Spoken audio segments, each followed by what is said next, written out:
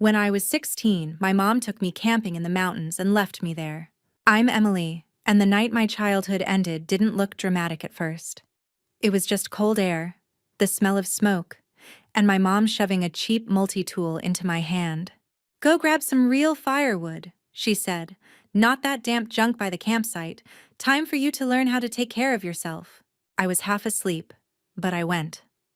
I wandered off the trail, snapping branches, stuffing them into my arms, trying not to trip over rocks in the dark. No signal, no flashlight, just my phone at 20% and that stupid little knife. I was gone maybe 40 minutes. When I came back through the trees, I heard voices near the tent. I slowed down, more from the tone than the words. "If she wants to survive," my mom said, calm like she was talking about the weather, "she'll figure it out." I froze. For a second I thought I misheard. Then I saw her. The tent was already half down. The cooler was in the back of the SUV. My backpack was on the ground, but everything else? Packed.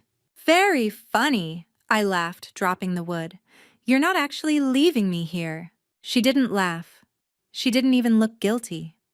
She just tossed my backpack toward me. "You say you're grown up, right? Prove it." I grabbed the car door, but she peeled my fingers off the handle like they were nothing. The engine started. The headlights swung past my face. A minute later, I was standing alone in the dark with a dying phone, a half-zipped backpack, and the echo of tires on gravel. I thought that was the worst thing my mom could ever do to me. 6 years later, she walked into my job sobbing. And somehow, that hurt even more. Stay with me till the end, and I'll tell you how leaving me in those mountains was only the beginning.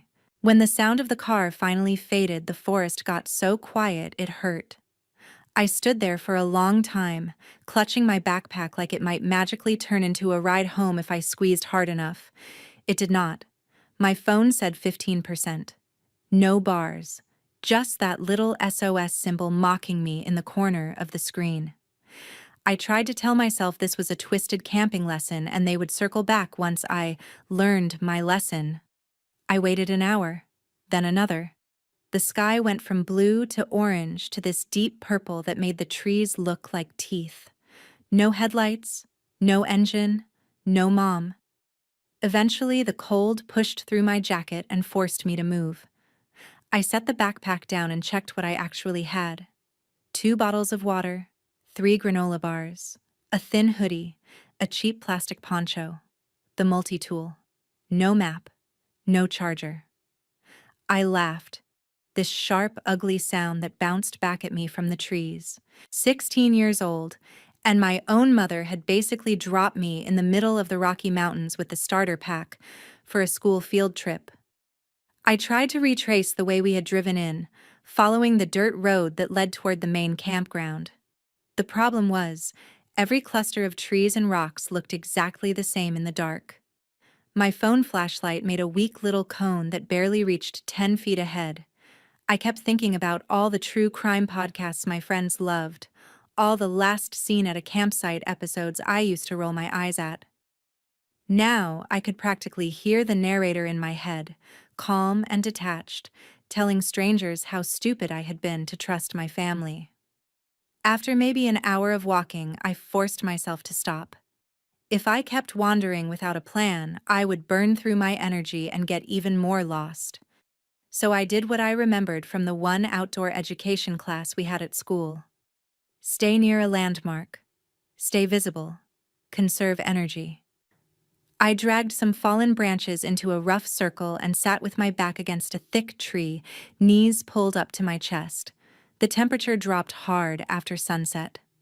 My teeth started chattering. Every crack of a twig sounded like a bear.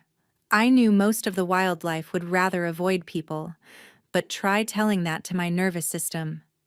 I did not sleep that first night as much as I just blacked out in tiny bursts, jerking awake at every sound. In those half-awake moments, I heard my mom's voice from earlier, over and over. If she wants to survive, she will figure it out. People say stuff in anger all the time, but that sentence had been too calm, too measured, like she had been rehearsing it in her head for weeks. Morning came slow and gray. My fingers were stiff, but I could still move them. I forced myself to eat half a granola bar and take small sips of water.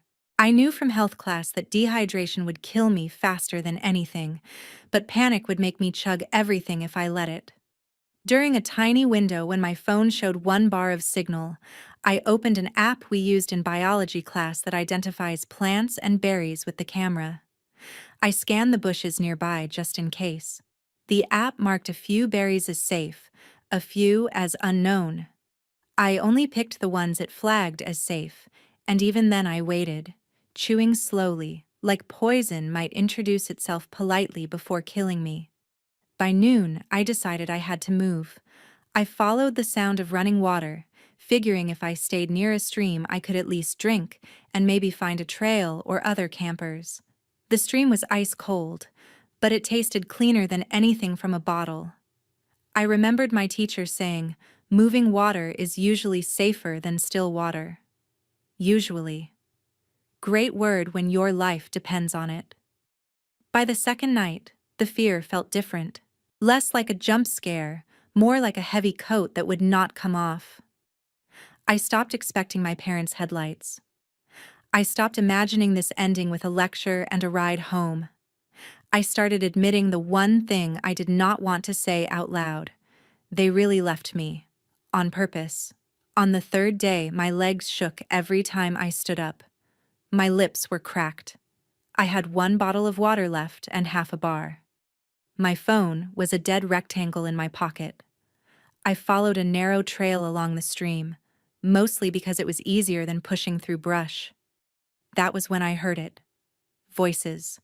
Not in my head this time. Real voices. Laughing. The clink of metal against rock. I froze, then forced myself to shout. My voice came out thin at first. I tried again, louder, dragging air up from some stubborn place inside me. Help. The voices went quiet. For a second I thought I had scared them off. Then a man's voice called back, sharp and alert, asking where I was. I stepped out onto the trail, waving both arms. A group of 3 hikers stood a little way ahead, loaded with real gear, big packs, bright jackets, a GPS clipped to one of their straps. They looked at me like I was some kind of ghost. I must have looked like one. Dirt on my face, hair matted, eyes wide. One of them rushed over and put a hand on my shoulder, asking if I was hurt, if I was alone. That was the moment it hit me how bad it really was. I opened my mouth to answer, but all that came out was this broken little sound. Another hiker handed me a protein bar and a foil blanket, the kind they use at marathons. While I ate, they called in my situation on a radio to the park rangers, using words like minor, abandoned, possible neglect. Hearing those words made something inside me sit up. Neglect. Abandoned. It was the first time anyone had labeled what happened to me as something other than discipline. By the time we reached the ranger station, my legs were jelly, and my brain felt like it was lagging a few seconds behind everything. The ranger on duty wrapped me in another blanket and asked for my parents' phone number. My stomach twisted. I gave him my aunt's number instead. When my Aunt Linda pulled up in her old pickup, she ran to me and hugged me so hard my ribs hurt. She kept saying my name, over and over like an apology she did not know how to finish. On the drive to her house, she told me my parents had called her after the trip and said I had run off to punish them. They had not filed a missing person report. They had not called the park. They had gone home, taken showers, gone back to work. That night, lying in my aunt's spare room with clean sheets and a full stomach, I stared at the ceiling and realized something simple and brutal. Getting out of the mountains had been the easy part. The real wilderness was going back to a family who could leave me there in the first place. 6 years later, I was wiping caramel drizzle off a Starbucks counter in Seattle when my past walked in and ordered a latte. By then, the camping trip was something I only mentioned in therapy and anonymous support groups. On paper, I was doing fine. I had moved in with my aunt for a while after the Rangers found me, but it didn't take long for the story to twist. My parents told everyone I had stormed off to teach them a lesson and refused to come home. My Aunt Linda believed me more than they did, but she still used words like misunderstanding and family drama, like almost dying in the woods was the same as a loud Thanksgiving. By 18, I'd had enough. I took on extra shifts, saved every dollar, and moved out. Seattle was far enough from Denver that I could breathe without checking over my shoulder for a familiar SUV. I rented a tiny room in an old house with two other girls I met through an online support group for people raised by abusive parents. We split rent, traded trauma stories over instant ramen, and kept each other's secrets. I got a job as a barista, the kind where your name tag never matches your actual name, and your manager cares more about drive-through times than your mental health. It wasn't glamorous, but it was mine. I blocked my parents on everything: phone, email, social media. If I couldn't fully erase them, I could at least put them behind a wall. When I needed to talk about it, I went to Reddit instead. Late at night, after closing shifts, I'd sit on my mattress on the floor and scroll through RR raised by narcissists and similar subs, reading stories that sounded uncomfortably close to my own. One day, I finally posted mine, from a throwaway account. I described the trip, the quote, the days in the mountains, the ranger station. Within hours, there were comments from strangers saying, "That was abuse. That was attempted neglect. You didn't deserve that." It was the first time anyone had called it what it was without flinching. For a while, that was enough. I told myself I didn't need closure. I just needed distance. Then, on a random Wednesday morning shift, she walked in. I was half zoned out, repeating the same greeting I'd said 1,000 times when I felt someone staring a little too hard. I glanced up from the espresso machine and saw a woman at the front of the line who looked like a bad sketch of my mother. Thinner, shoulders slumped, hair shot through with gray. But the eyes were the same, sharp, assessing, like she was evaluating me against some invisible checklist. My brain lagged. My body reacted first.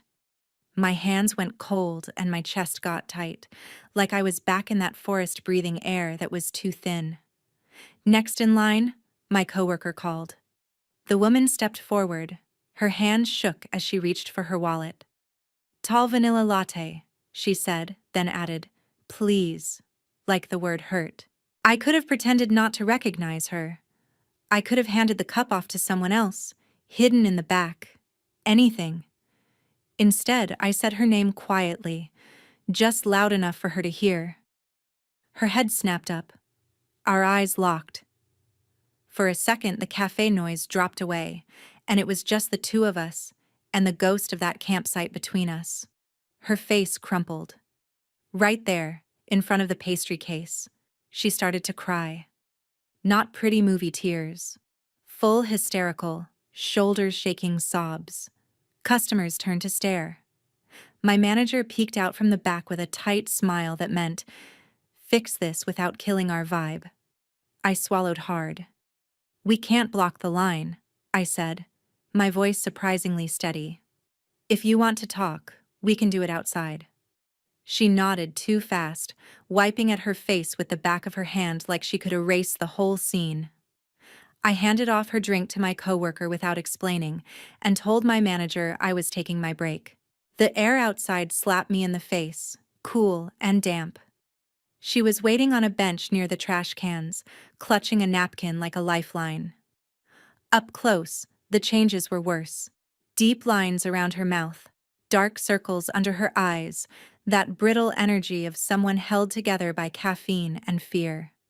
"Emily," she said, like my name was a question she wasn't sure she had the right to ask. "I've been looking for you for years." I stayed standing. Distance made it easier to breathe. "You found me," I said. "What do you want?" She launched into it.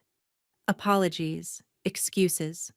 She said she missed me, that she thought about me every day, that she had made a terrible mistake on that camping trip. When I asked why she hadn't called 911, why she hadn't contacted the park, why she had gone home and slept in her own bed while I was out there counting granola bars and praying not to die, she stumbled. She blamed stress, money, her own childhood. She said she thought I would come back stronger, that she was trying to teach me not to be weak and dependent like she had been. I listened, but the whole time there was this cold, steady voice in the back of my head doing the math. 16 years of being told I was dramatic, ungrateful, too sensitive. 3 days alone in the mountains. 6 years of silence. And now she shows up at my job, crying in front of my customers, demanding a second chance. "You didn't make a mistake," I finally said. "You made a choice. Over and over. You chose not to go back. You chose not to call for help. You chose to lie about it after." She tried to reach for my hand. I stepped back. For a second, something like anger flashed in her eyes, the old version of her I remembered, the one who hated being challenged. Then it dropped back into desperation. "Please," she said, "just have dinner with me. Let me explain everything. We can start over." I almost laughed. Start over. Like there was a reset button somewhere between Denver and Seattle that we had both just forgotten to hit. "No," I said. "You don't get to show up and pretend we're just a normal mother and daughter who had a rough patch. You left me to die in the mountains. That doesn't get erased with coffee and tears." Her face crumpled again.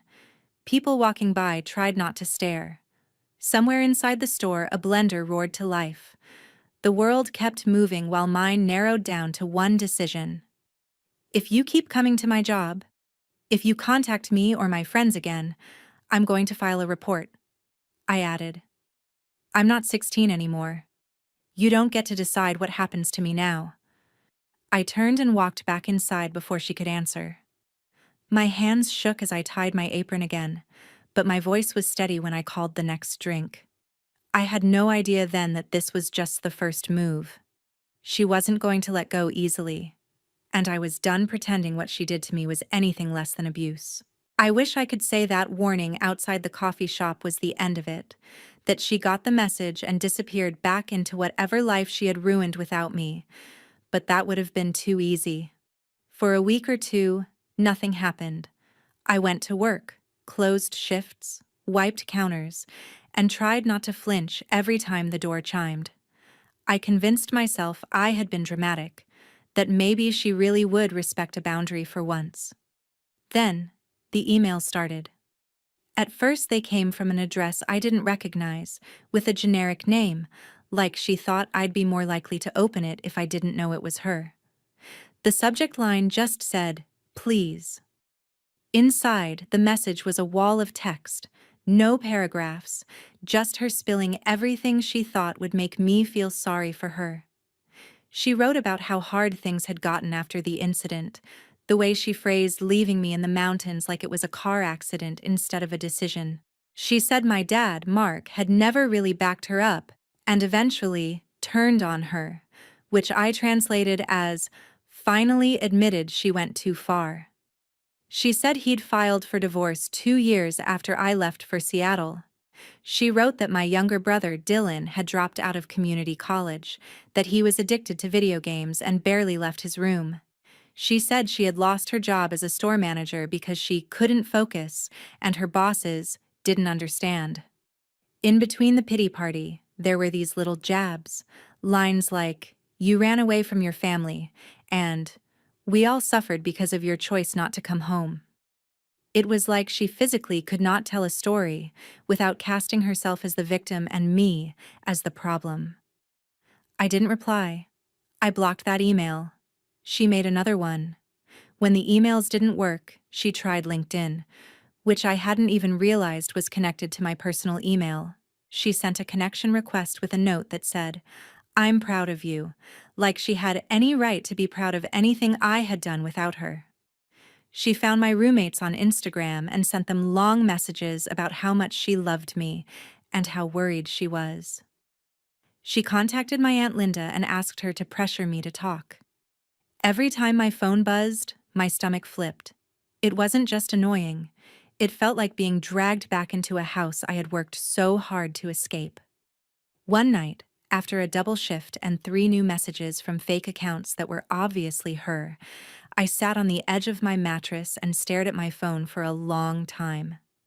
I pulled up the non-emergency number for the Seattle police and hovered over the call button. Part of me still heard her voice, telling me I was overreacting, that people call the cops on real criminals, not on their own mom. That part of me was 16 and scared. The rest of me was 22 and exhausted. I hit call. I told the woman on the line that I had been abandoned as a minor on a camping trip in Colorado, and that the parent who did it had now found me and would not stop contacting me after I asked her to stop. The dispatcher transferred me to an officer who specialized in domestic situations. He listened, asked questions, and did not once call it a misunderstanding. He explained that what happened in Colorado was something I would need to report there if I wanted to push it, and that the statute of limitations might be complicated. But the harassment now, the unwanted contact at my job and through my friends, that they could address. He suggested I document every message, every email, every attempt to reach me, and then come down to file a report so they could issue an official warning. I did exactly that. Screenshots, dates, times. The shaky video my coworker had taken from behind the counter the day she cried in the shop, which suddenly felt useful instead of embarrassing. A week later, I sat in a small gray room at the station, hands folded in my lap, and watched an officer type my words into a report. It felt surreal, seeing mother and harassment on the same line in an official document. After that, things got quiet again, but it wasn't real silence. It was the silence you get right before a storm. One Saturday afternoon, my aunt called. I almost let it go to voicemail, but something in my chest told me to pick up. Linda sounded tired in a way I hadn't heard before. She told me my mom, Sandra, had driven down to her house unannounced, banging on the door, demanding to know why I had turned the police on her. According to my aunt, Sandra was ranting about how I was ruining her life, how people at her new job looked at her differently, how some distant cousin had sent her a link to a Reddit post that sounded a little too familiar. That got my attention. I hadn't used names, but I had mentioned the Rockies, the age, the quote. Apparently, it had been enough for someone in the extended family to connect the dots. Linda said she had tried to calm Sandra down, but my mom just kept circling back to the same line. I was just trying to make her strong. No one made me strong. I had to do it myself. That was the opening my aunt needed. She told me gently that there was something about my mom's past she had never really talked about. When Sandra was around 10, their own mother had left her in a public park for hours as punishment for talking back. No phone, no watch, no idea when she'd be picked up. Their mother had gone shopping, had coffee with a friend, and returned smiling like nothing had happened. To her, it was a lesson. She never really got over it, my aunt said. She convinced herself that's why she's tough. That's how she survived. She thinks doing it to you was giving you the same gift. My aunt's voice cracked on the last word. I sat there with the phone pressed to my ear, feeling something cold and sharp slide into place. It didn't make what my mom did any less evil, but it finally made it make sense. Hurt people is a nice phrase for a poster. It hits different when you realize you are the person they chose to pass the hurt to. A few days later, my mom emailed again. This time, instead of begging or guilt-tripping, she wanted a meeting. "One real conversation," she wrote. "No yelling. I'll answer anything." Against my better judgment, I agreed, but on my terms. Public place. Daylight. I told her we could meet at a park near my apartment, the one with lots of dog walkers and kids and nowhere for anyone to corner anyone else. When I got there, she was already on a bench, clutching a to-go cup in both hands like it might run away. She looked even smaller than before. For a minute, neither of us spoke. "I heard about your childhood," I said finally. "About Grandma leaving you in the park." She flinched like I'd slapped her. Then she laughed, this short, bitter sound. "Of course Linda told you that." She went on autopilot, telling the story like she'd clearly told it 100 times. How no one came when she cried. How she'd decided that day never to depend on anyone. How she had sworn her kids would be tougher than she was. When she finished, she looked up at me, eyes shiny. "I didn't want you to be a victim, Emily. I wanted you to know you could survive anything." I took a slow breath. "You wanted me to survive, so you created the danger yourself. Do you hear how insane that sounds?" She opened her mouth, then closed it. For once, she didn't have a comeback. "You keep saying you were trying to help me," I said. "But every choice you made put me in more danger, not less. Leaving me in the mountains, not calling for help, lying about it, finding me years later and pushing into my life after I told you no. That's not love. That's control." Something in her posture sagged. For the first time since I'd known her, she looked confused instead of confident. Lost, even. "So what now?" she whispered. "You just never talk to me again?"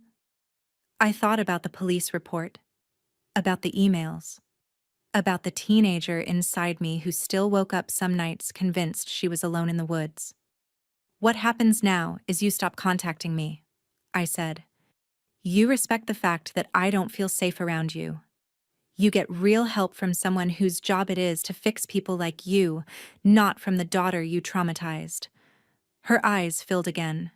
She reached for me, but I stepped back, just out of reach. The old anger flashed and faded in her face, replaced by something like fear. "If you ignore the warning and keep reaching out," I added, "there will be more reports. That's not a threat. That's a boundary." I turned to leave. Behind me, she called my name, then let it fall.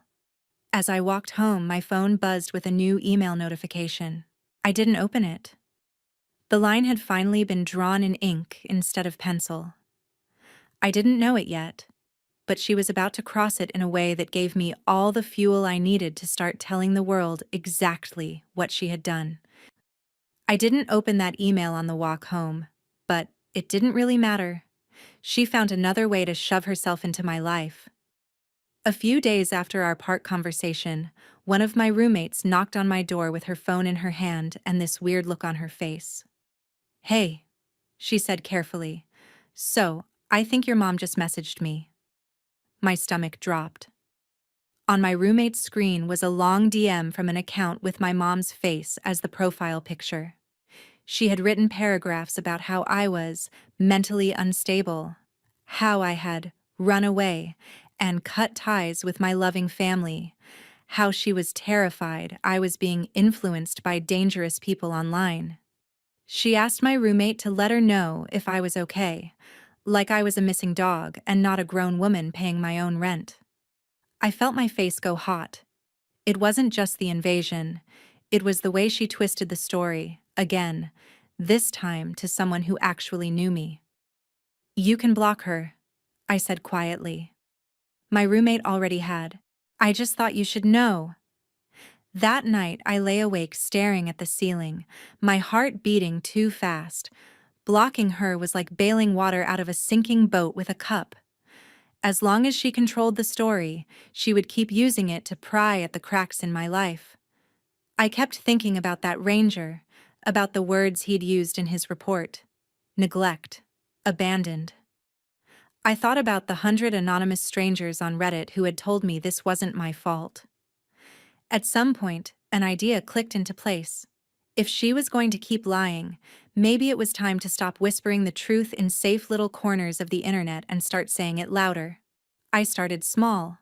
I logged back into the throwaway account I'd used on Reddit and updated my post with more details. I talked about the quote, If she wants to survive, she'll figure it out. I talked about waiting for headlights that never came, about the ranger station, about finding out later that no one had filed a missing person report. I didn't use names or locations this time either, just enough context to paint the picture. Then I stayed up until 2 in the morning reading the responses. People shared their own horror stories. A few said it sounded criminal. One comment hit me hard. Abusers count on your silence. They taught you to protect them, not yourself. I realized that was exactly what I'd been doing. The next step scared me more. One afternoon, on my day off, I propped my phone against a stack of books, opened TikTok, and stared at my own face in the front camera. I almost backed out. Instead, I flipped the camera, filmed my hands twisting a coffee cup on my lap, and started talking. When I was 16, I said, my mom took me camping in the Rockies and left me there alone. I told the story in pieces, the way people do when they're just dumping something wild into the universe. No names, no identifying details. Just the facts and the way it felt to hear her say that sentence and realize she meant it. I added text captions for accessibility, put a random trending audio at low volume, and hit post before I could overthink it. I figured maybe a few hundred people would see it, mostly strangers scrolling past on their lunch break. By the end of the week, it had over 400,000 views. The comments were a mix of outrage and heartbreak. This is abuse. I'm so sorry, I believe you. My mom did something similar. I thought I was alone.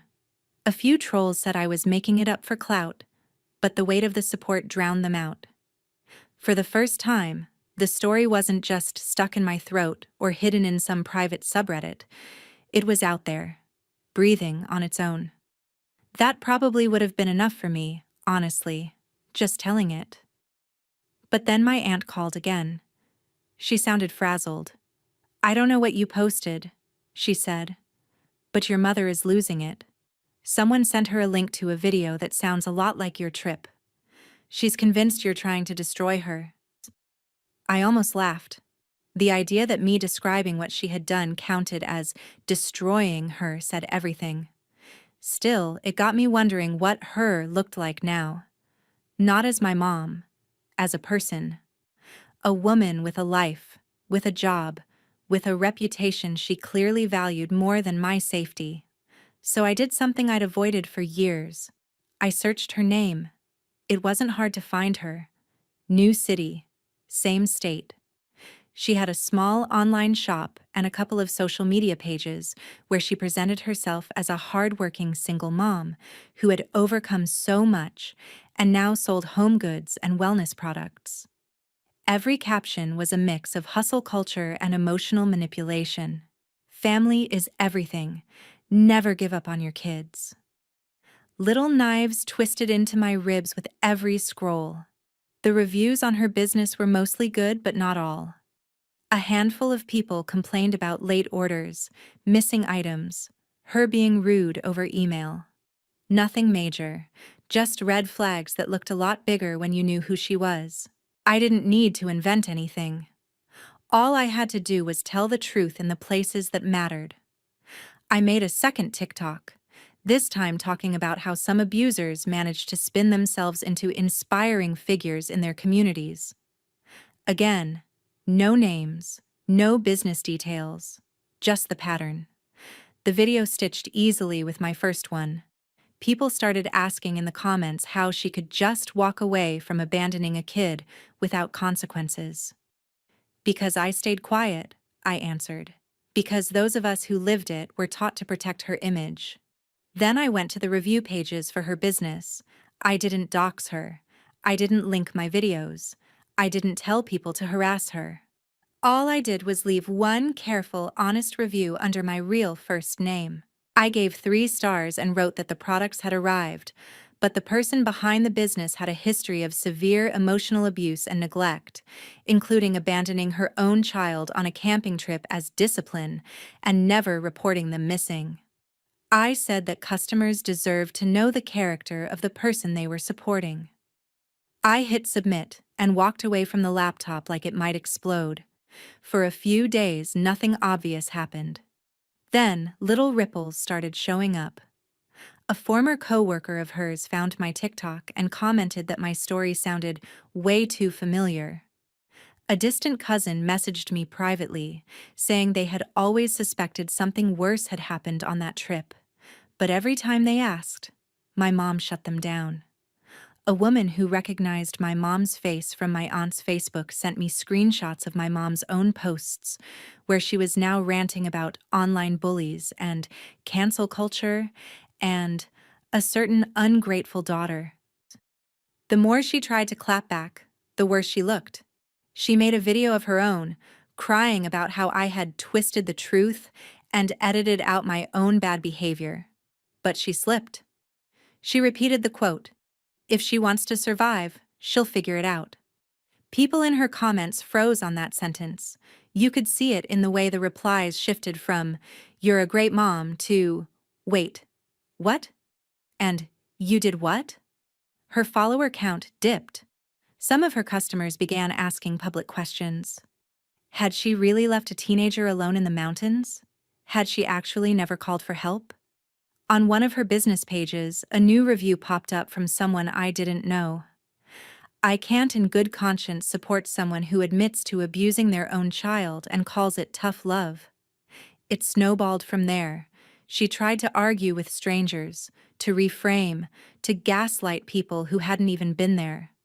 The more she talked, the less control she had over the narrative. That's the thing about the internet.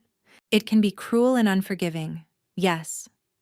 But sometimes it's the only place where people like my mom can't completely rewrite history without anyone checking the receipts.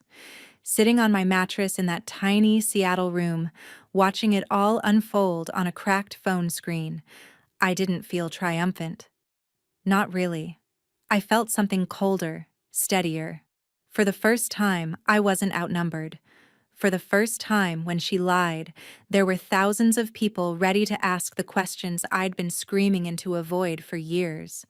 And I knew, deep down, this was only the first wave. Real consequences were coming. The consequences didn't hit all at once. They came in waves, the way a storm rolls onto a beach, each one a little bigger than the last. The first wave was the comments. Under my mom's own posts, you could see the shift happen in real time. At first, her followers told her she was strong, that kids these days were soft, that we all got spanked and turned out fine.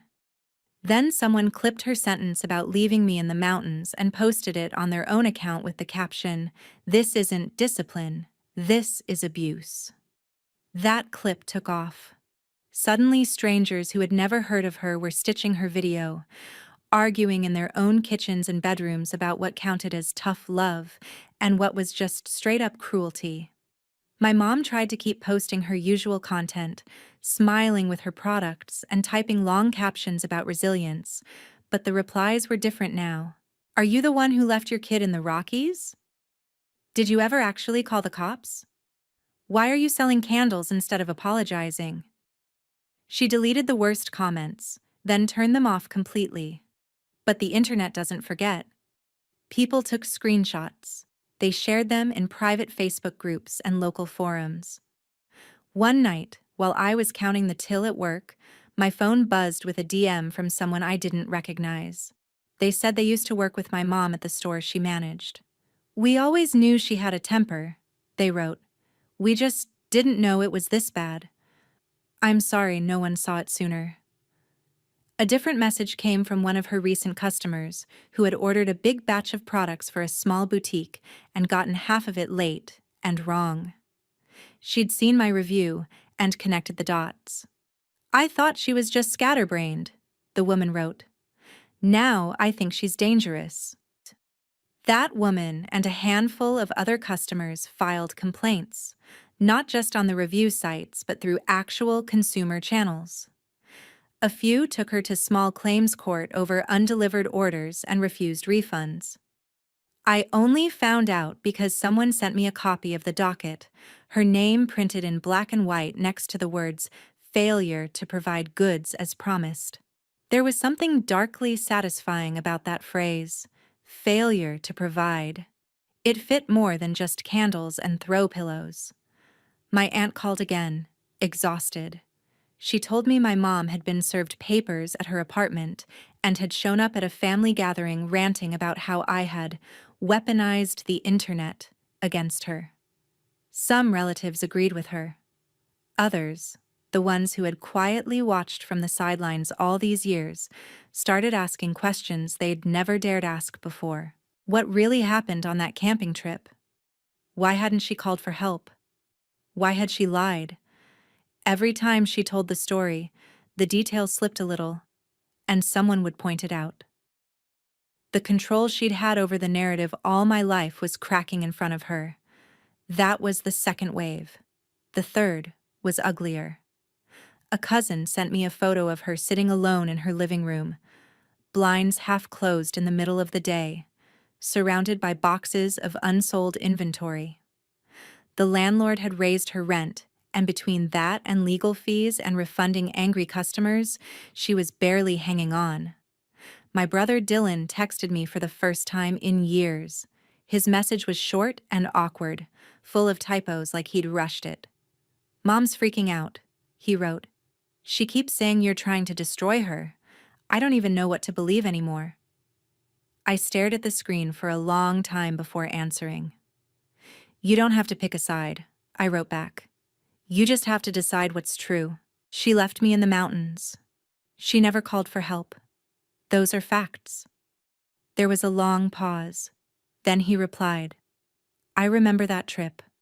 I remember her telling Dad I'd thank her one day for being so hard on us. I thought she was just being dramatic." He didn't defend her. He didn't defend me either.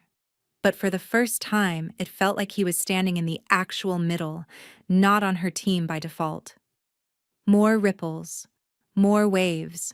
A local Facebook mom group picked up the story, not because of me, but because one of her customers posted a warning about buying from influencers with hidden pasts. The comments tore into her. A few defended her, but most didn't. They weren't there for our family drama. They were there as parents asking themselves a hard question. Would I ever do that to my kid? Watching strangers argue over your trauma is surreal. Part of me wanted to close the app and never open it again. Another part couldn't look away. It was like sitting in the back row of a courtroom where your life was the case file.